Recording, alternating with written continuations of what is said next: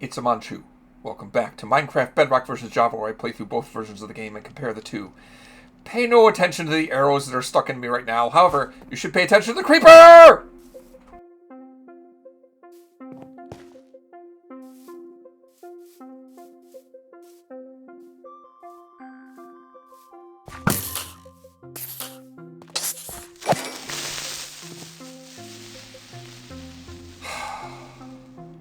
Anyway, where was I?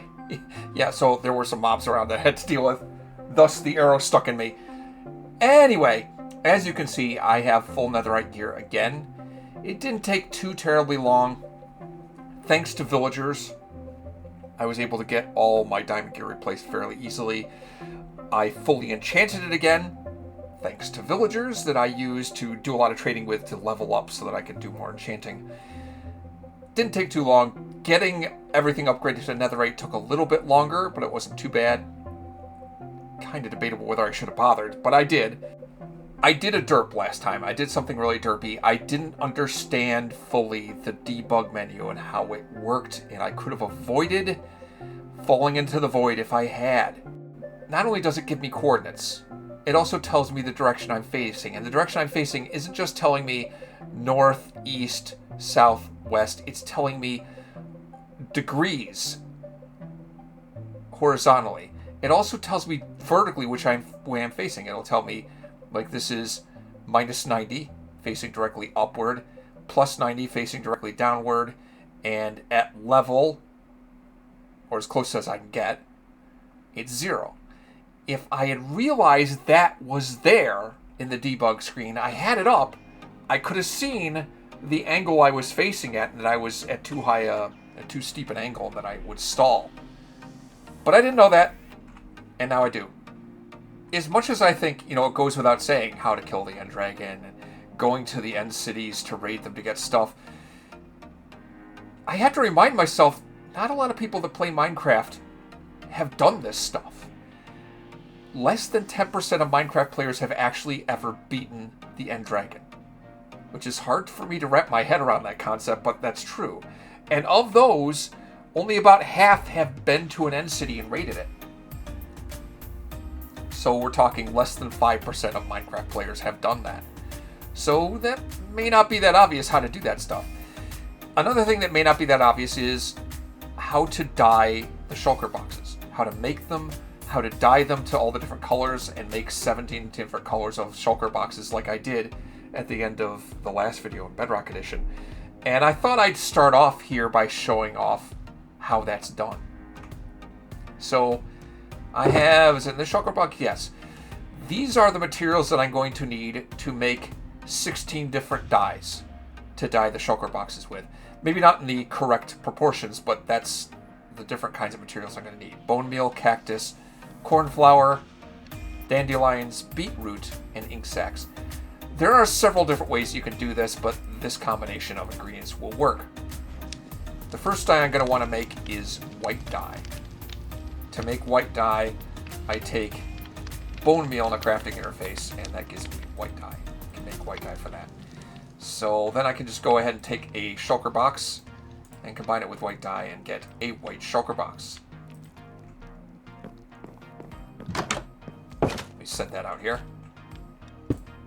There's one of the colors. Now I also want to make black dye to make black dye. There's several ways to do it, but definitely the easiest ingredient to get to make black dye is ink sacs from squid. That makes me black dye. And now I can dye a shulker box black, combining the shulker box with black dye. There's two colors.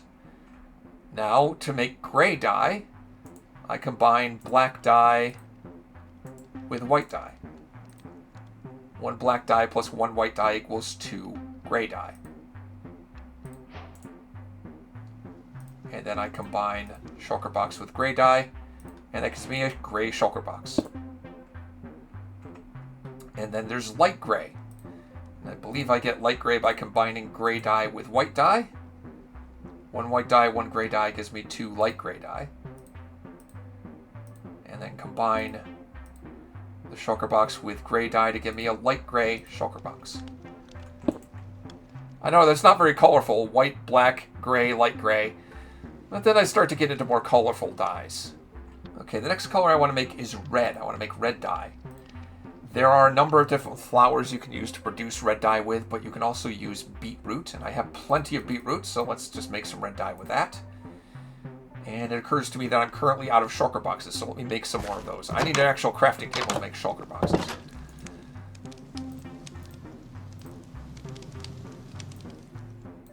There we go. 2 shulker shells combined with a chest to get me a shulker box. Right, now I want a red shulker box.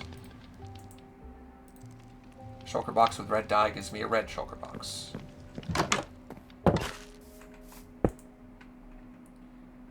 Then I'm going to make yellow dye. And again, there's several different options. I'm going to use dandelions to make yellow dye from that.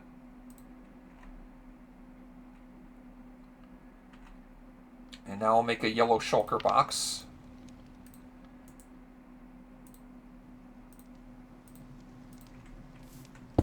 There's another color.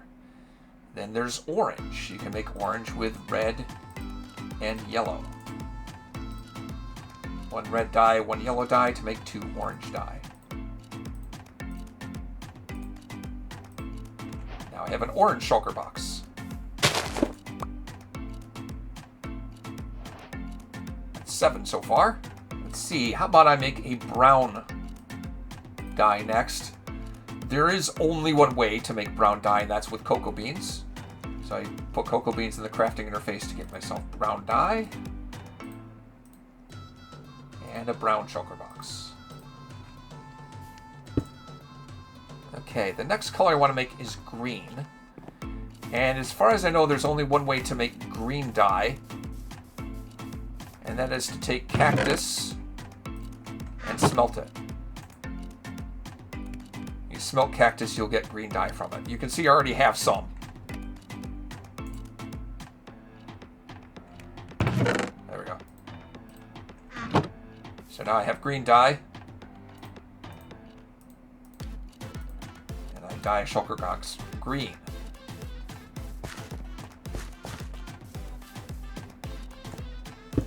Okay, the next color I want to make is lime. There's a couple obvious ways to make that. One is to actually smelt sea pickles. You can smelt a sea pickle to get lime dye, but you can also get it by combining green dye and white dye. That will give you lime dye. And there's a lime shulker box. Okay, now I will make blue dye.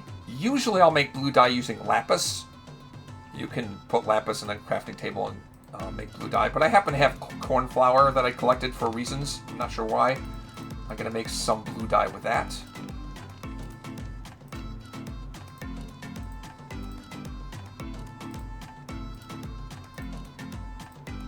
And dye a shulker blue. And then there's light blue, which I can get by combining white dye with blue. That gives me light blue.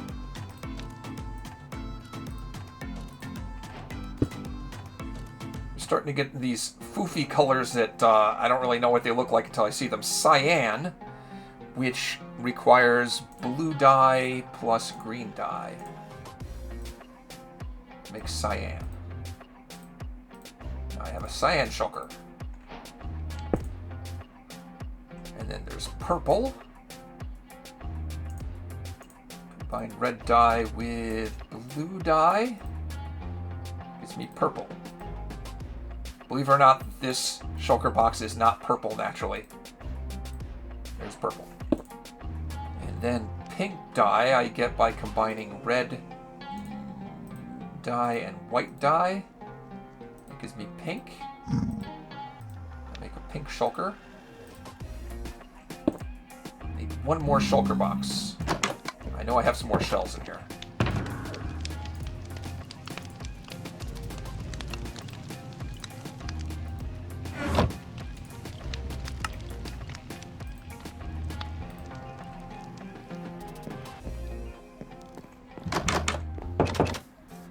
And the last dye I need to make is magenta, which I get by combining purple with pink. And that gets me magenta.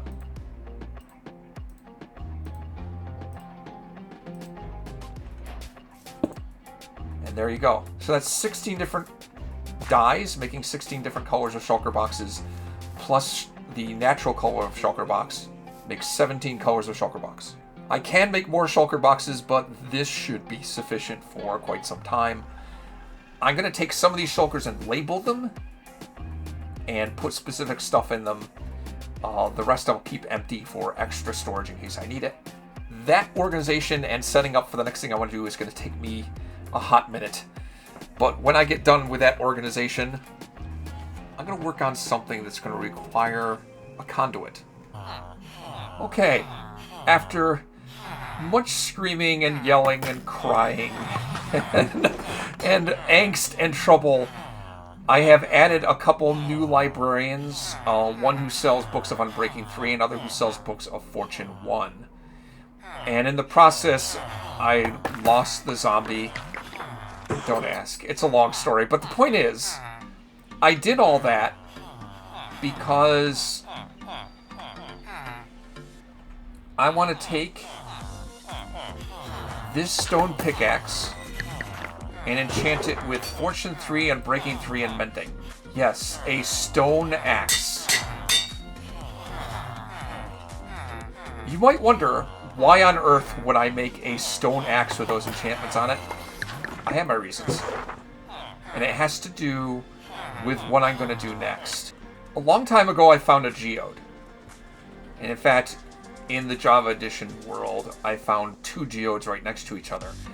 And I just kind of left them. I didn't do anything else with them. I want to now work on making an Amethyst shard farm.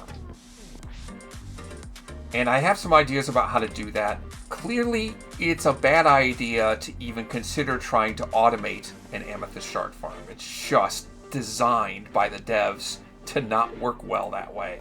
It has to be done manually. If I break the Amethyst with a piston, it will produce 2 Amethyst shards. If I break it with a pick, it produces 4, so manually I get twice as much. If I break it with a pick with Fortune enchantment, I can get up to 16 shards. And in general, probably about 5 times as much as I would get breaking them with a piston. And that's besides the issue of actually designing the redstone to do it, considering that the Amethyst shard buds are spread out the way they are in a 3-dimensional space. It's a nightmare. It's just not practical to do, and it's designed to not be practical to do. It has to be mined manually. But that being said, there's some definite do's and don'ts when it comes to mining it manually. And that's why I'm going to use this stone pick with these enchantments on it.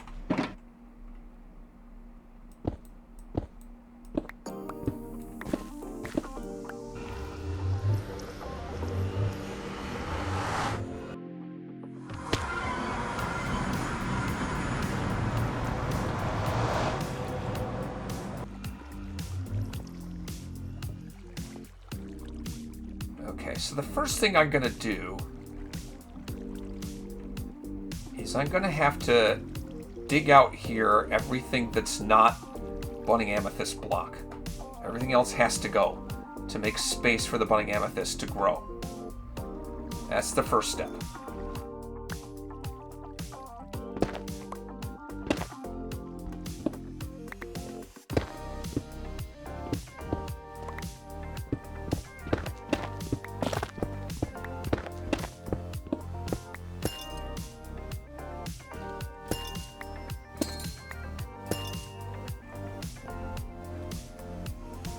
Okay, looks like I've cleared everything out. This looks like a somewhat smaller geode. It's about 15 budding blocks. Some of these were buried. I wouldn't have found them unless I dug out everything around it. Okay, now I can mine these with my derpy pick with Fortune 3. Why not use my regular Fortune 3 pick, the netherite one? It's because it has efficiency 5.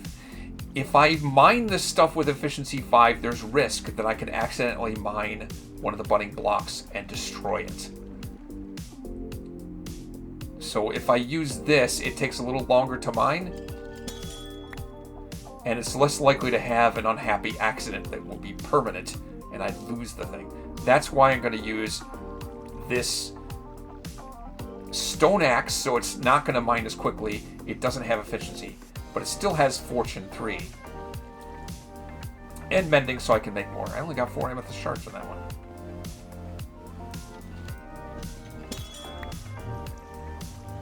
That's better. Got another 12. Anyway, there's still the issue of how do I get the ones way up there, way up high? Well, I have a solution for that. I'm going to flood this entire chamber with water and swim around. And that's why I brought a conduit.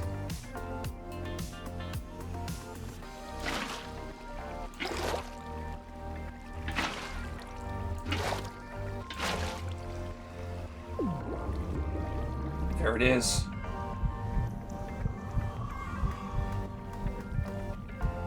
The conduit is powered.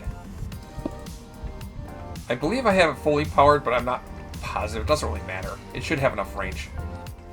Set the trapdoors here. I'm missing one. Ah, shoot.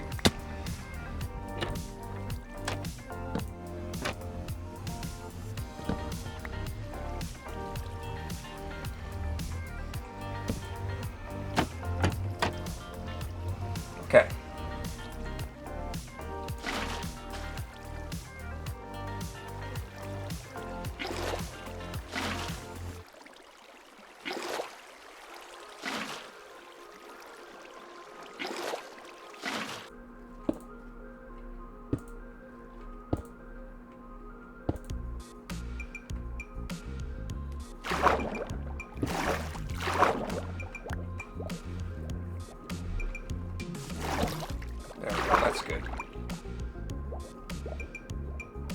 I want it to be really dark in here. It may not matter, but it's possible that glow squids and oxalotls might spawn in here. It's possible that they won't, because I think maybe these crystals give off a small amount of light, and I think it has to be completely dark for a glow squid or oxalotl to spawn in here. But I'll give it a shot.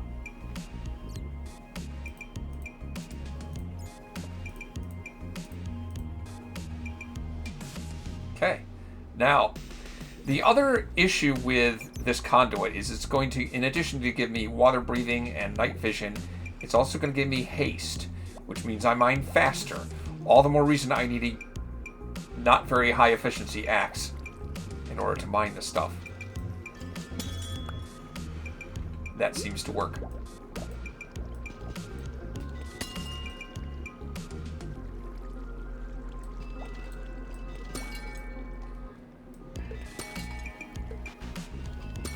I just go through here and manually mine all these. The shards should ultimately float to the top, and I can go and collect them. Yeah, just a few short minutes of mining from just 15 of those budding amethyst blocks. I got that much amethyst. Now, next thing I want to do is go over into this other geode and do the same thing over here. And I'm going to do the same thing in the Bedrock Edition world. It should take a little while to finish this, but once it's done, I should be able to fairly efficiently mine all these amethyst shards. And then I just have to figure out what I'm going to do with it all. But that's a problem for later. Ah! I killed one. See how easy that is? With efficiency 5? I gotta be careful.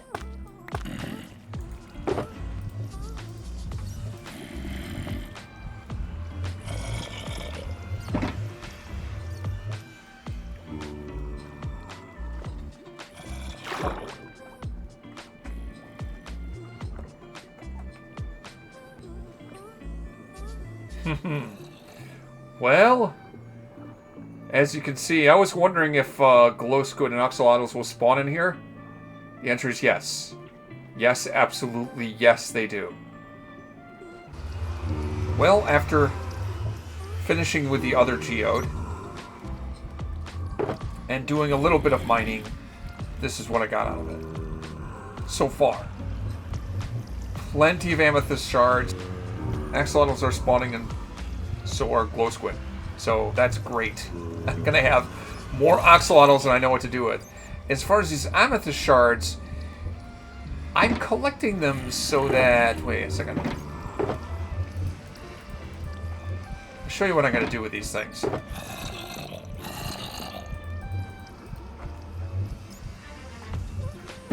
I'm going to make with that tinted glass. As much tinted glass as I can. A little better than 4 stacks of tinted glass. That's pretty good. I'm not sure exactly what I'm going to do with that tinted glass yet, but I'm going to use it for some farm. No question about it. Well, I think that'll be it for today. I think that was a pretty successful experiment in my first amethyst farm. I'll build another amethyst farm just like this in the Bedrock Edition world. And next time, maybe I'll go back to doing some more exploring. Lamon chooses Minecraft, Java versus Bedrock.